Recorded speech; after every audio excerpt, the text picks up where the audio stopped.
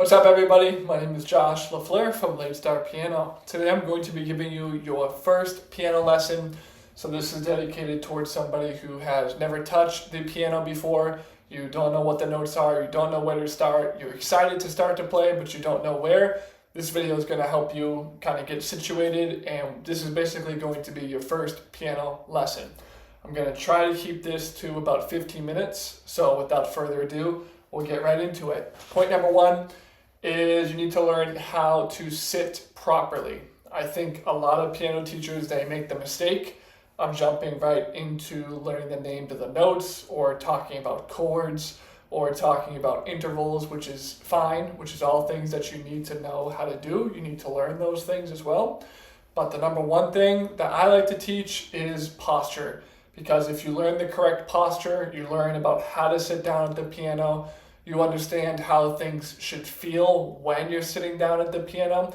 It's going to make your actual playing a lot more easier for you because you're not going to be fighting yourself all the time. If you don't have good posture and you're constantly tense and you don't know how to move up and down the piano or even just sit down at a piano, it's going to make playing that much more difficult. So we'll start with that. First of all, if I just put my hand or my arm on the piano here, I want you to notice a few things.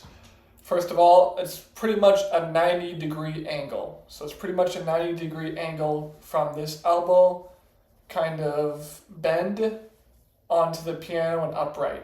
So my forearm is behind the elbow, the hand and the wrist is behind the fingers, and then you have your forearm, which is behind, or your elbow, which is behind the forearm itself, right? So a couple things. I'm not way down here. So if your arm looks like this when you sit down, you're sitting too low. If you have the two V's, you have this V shape in your elbow right here, right? This bottom piece. And then you also have this V shape in your wrist. If you have two V shapes, you're sitting too low. You need to adjust your bench and raise it up a little bit. On the other side of things, if you're sitting like this, and I know the piano's kind of blocking it, but if it's like straight, if your arm is straight like this and you're playing the piano, then that means you're sitting too high. So you're sitting too high if it's completely straight. You're sitting too low if you only have a bend. It should be right about where I am right now. It's about 90-degree angle, pretty close to that.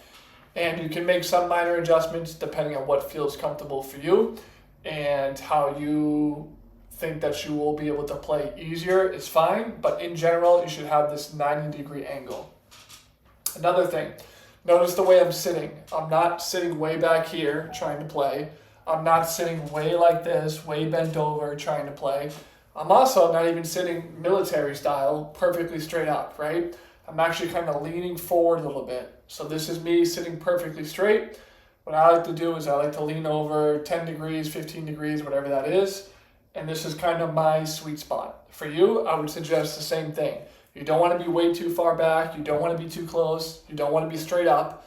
But if you kind of sit down straight up and then just lean over slightly, put your arm down on the keys, give it that 90-degree angle test. If it all looks good, then that's a good spot for you as well. One more thing is your bottom half. Your bottom half gets overlooked a lot when you're playing the piano. A lot of people skip over that, but playing the piano is a full body instrument, right? It's a full body instrument, so we're going to pay attention to your lower part of your body as well.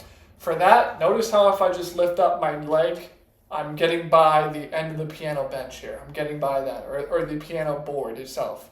I'm not sitting so far under that when I pick my leg up, it hits the board. I can still pick up my leg without hitting that board pretty easily. If you go to pick up your leg and you're hitting that board, you might be too close. So your bench might be too close. You might have to move your bench back. And if you have a lot of room, like let's say 6 inches of room when you lift up your leg, then you're probably sitting too far away from the piano and you need to put your bench a little bit closer, right? So again, you should be able to lift up your leg, maybe have an inch or so of room under there, maybe even less than that, honestly. But you should not be hitting that board. It should be pretty close. So that's a good distance away from the piano. We talked about your elbow relationship. We talked about your forearm. We talked about your hand. We talked about your posture itself. And those are really the keys to just sitting down, playing without tension, right? If you can get those things in the beginning, then we'll be good to go. Next thing we need to figure out is the layout of the piano itself. So this is kind of part 2 and the next step that we would do. Obviously, if you have a piano, it's 88 keys or even not 88 keys. You notice right off the bat, you have groups of 3 black keys, right? And then you also have a group of 2 black keys.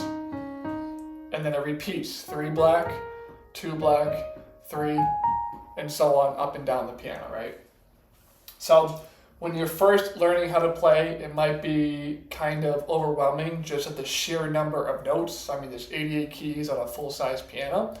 So what we're going to do now is come up with a system for you to actually remember the names of the notes in a way that you won't forget, okay? So how are we going to do that? First of all, we're going to start with the group of 2 black keys. So find the group of 2 black keys closest to the middle of your piano.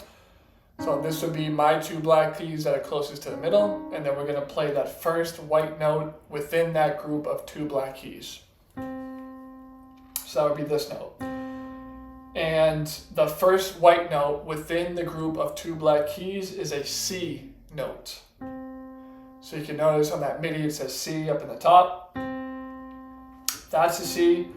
This is a C way down here. This is a C. This is a C. C, C, right? And then the top note on the 88 key piano is also a C as well.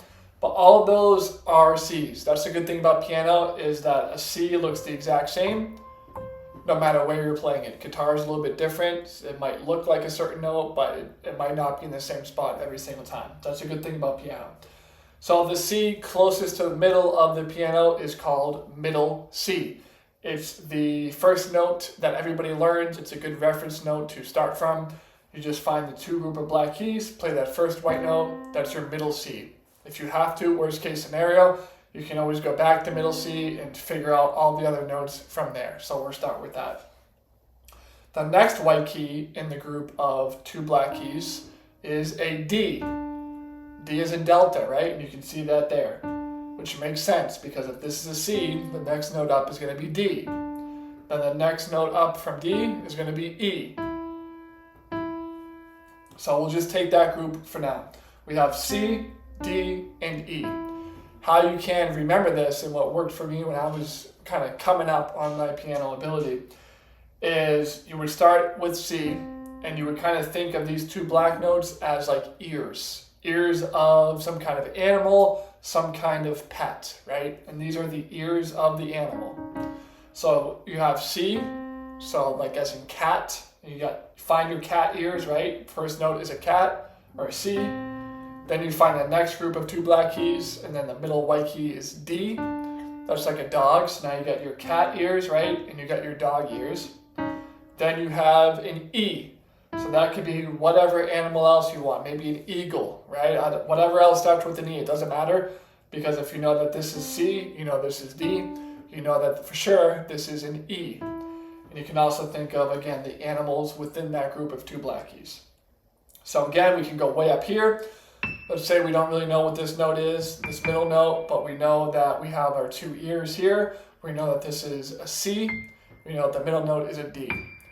So that's one way you can remember the names of the notes. Next piece is we'll move on to the group of 3 black keys. So the next group of 3, we'll start with this note, which is F.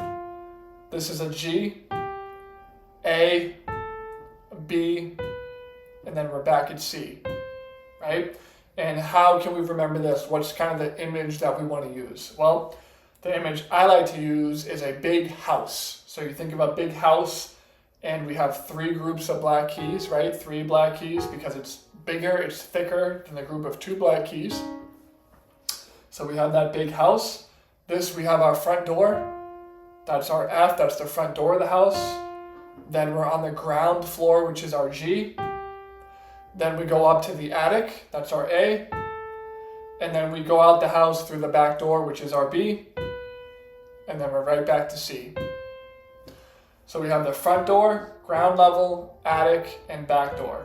And that's with our group of 3 black keys.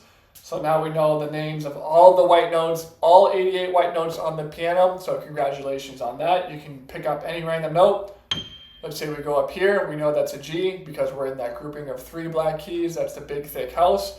We came in through the front door and then we went to the ground floor, right? So we know that that is that. We can also go way down here and pick this. We know that's a C because we find the group of 2 black keys and play that first white key. That's a C.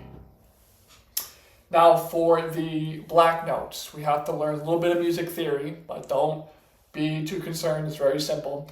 We have to know what whole steps are and half steps. So all a half step is, let's say we're starting on C. We go up to the note directly to the right, white or black. Right? So if we go up at one note, it's a black key. If we start at C and go down one note, it's a white key. Either way, it's a half step. So we start at C, we go up a half step. Now we're playing D flat or C sharp. We start at C, we go down a half step. We're now playing a B note or a C flat, right? And if you flat a note, you go down. So if we say, remember this is a G, our ground floor. If we want to play G flat, we just play the note directly to the left of the G, which would be this. This is a G flat. It's also an F sharp. Why is it 2 note names for the same? Because again, it depends on where our reference is. If we're starting on G and go down a half step, it's a flat, so it's G flat. But if we're starting on F and we go up a half step, that's a sharp. So we play F sharp. Right? Same thing. It doesn't matter what note you start on. That's the same for on anything. If you go down a half step, it's a flat. If you go up a half step, it's a sharp. And that's how you can find out the names of all the black keys as well. Next thing we're going to go into is actually playing. So we know how to sit down now. We know the names of the notes. We know a little bit of music theory. We know all the names of all the notes. We know how to sit down. Now it's time to actually start playing. I like to introduce those first 2 things first, just to help you get your surroundings, help you get your layout of the piano, making sure you're not injuring yourself by playing the wrong way. Now we can actually get to hands-on the keys, right? This is the fun part. So what I like to do for this is just your right hand only at first, start at middle C, and put all of your fingers on all the white notes. So we have your thumb, your index, your middle finger, your ring finger, and your pinky. And one more thing too is when we learn piano, our fingers actually have numbers. So we can number our fingers. And this is important because if you want to keep track of what finger you should use when you're trying to learn a piece of music, or especially in kind of beginner-friendly pieces, they'll have the finger numberings already listed in the sheet music for you. So you might see a G, and then you might see the number 1 above it, and that's telling you what finger to use to play that G. And this is important because as you start playing more complex pieces, what finger you use is going to matter a lot because you want to set yourself up to be able to play that next note as easy as possible, right? And that's where the finger numbers come in. So for both hands, your thumb is 1. So number 1 in your right hand is your thumb, number 1 in your left hand is your thumb. Number 2 is your index finger on your right hand and your left. Number 3 is your middle finger. 4 is your ring finger, and 5 is your pinky, right? So if I tell you to play right hand 4 on middle C, that would be your right hand, and it would be your ring finger, and you would play middle C. If I tell you to go down an octave, and for this D down here, if I tell you to play left hand 1, that would be your thumb. You would use your thumb to play that, right? So those are just the finger numberings for you. That's what I'm going to kind of use to demonstrate this as well. So back to actually playing the piano, you'll put your right hand 1 on C, and then just fingers 2, 3, 4, and 5 all the way up on all the white notes, right? And you can just kind of experiment, kind of play around, improvise, right? Just those white notes. Kind of come up with something maybe. Right? Whatever you want to do, just improvise, doesn't matter. Doesn't matter if it sounds good, if it sounds terrible, whatever. We're just trying to get a feel for the piano, trying to get accustomed to it, accustomed to the weight of the keys, pressing down the keys, what it sounds like, how much force we need. All of that stuff is what we're learning when we do this. Then, as you might expect, we're going to do the same thing in your left hand. So this is middle C. We'll put your pinky, left hand pinky, so finger 5 on this C down here, and then finger 4, 3, 2, and 1. So all the white notes, and we're going to do the same thing.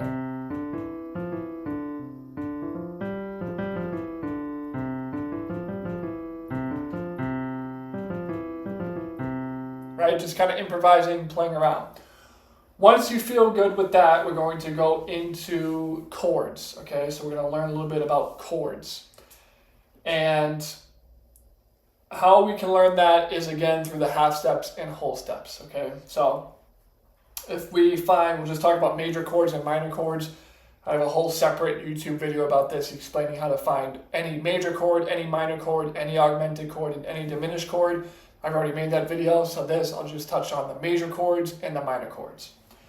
So play any major chord, you pick your starting note. So again, we'll start with middle C. You go up 4 half steps, 1, 2, 3, 4, and then you go up another 3 half steps, 1, 2, 3. So we know C major, to play a C major chord, is C, E, and G.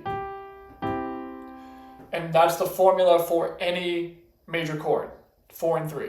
You can also start with G, go up 4 half steps, 1, 2, 3, 4, and then go up 3, 1, 2, 3. That's G major.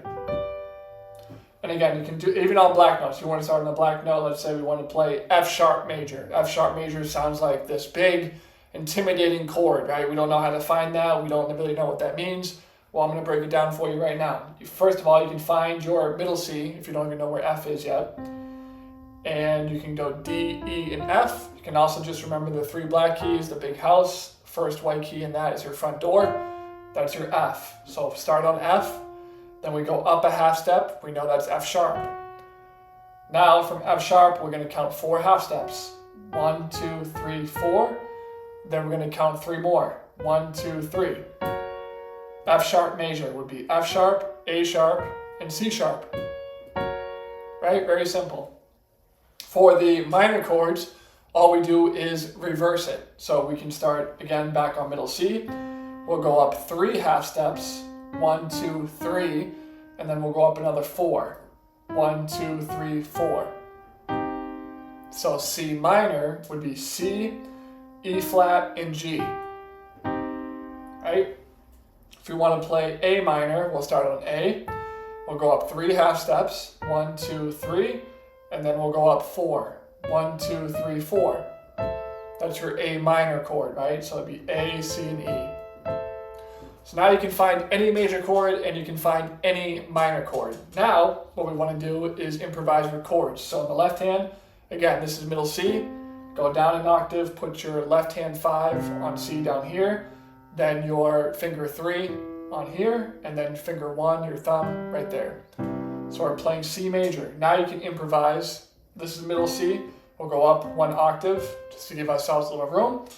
And we'll just improvise with these white notes in C major.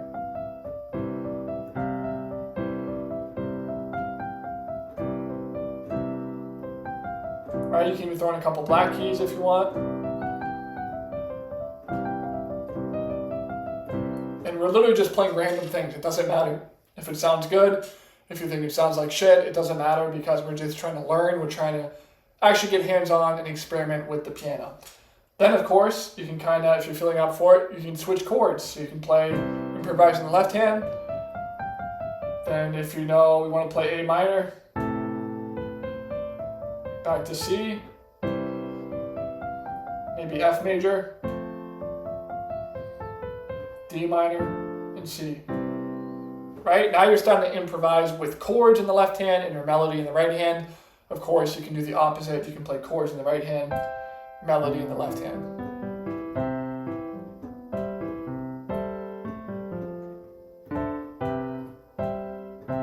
Right? And again, it doesn't matter if it sounds like shit. You're just experimenting. You're kind of just immersing yourself in the world of piano. So I don't know what time we're at, but that might be 15 minutes. But that's kind of their first ever piano lesson. That's how I would kind of give it, how I would demonstrate things for you. if you were my student. So in addition, just to close things out here, I do have a free guide on my website. There's 34 essential tips for the adult beginner piano player to get you playing piano as fast as possible. I am offering lessons right now via Zoom as well, so to get started with those, send me an email. Email address is in the description down below. My name is Josh LaFleur with Late Start Piano, and happy practicing.